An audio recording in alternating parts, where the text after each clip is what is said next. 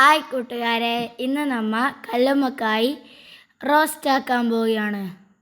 ഇത് വലിയ പറമ്പിൽ നിന്ന് മേടിച്ച ഫ്രഷ് കല്ലുമ്മക്കായാണ്. ഇത് തയ്യാറാക്കുന്നത് എങ്ങനെയാണെന്ന് കാണിക്കാം.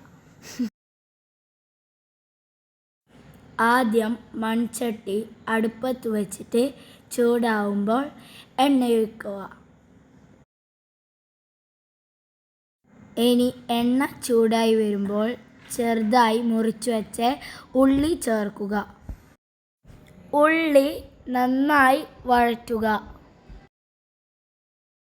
നന്നായി വഴന്നു വരുമ്പോൾ ഇഞ്ചി, വെളുത്തുള്ളി, പച്ചമുളക് എന്നിവ ചേർക്കുക. ഇതിലേക്ക് ചെറുതായി അരിഞ്ഞ തക്കാളി ചേർക്കുക. ആവശ്യത്തിന് ഉപ്പും കൂടി ചേർക്കുക. നന്നായി വെന്തു വരുമ്പോൾ മഞ്ഞൾപ്പൊടി, കുരുമുളക് പൊടി, മുളക് പൊടി, മല്ലിപ്പൊടി എന്നിവ ചേർക്കുക. എല്ലാം ചേർത്ത് നന്നായി വഴറ്റുക. വഴന്നു വരുമ്പോൾ വൃത്തിയാക്കിയ കല്ലുമ്മക്കായ ചേർക്കുക.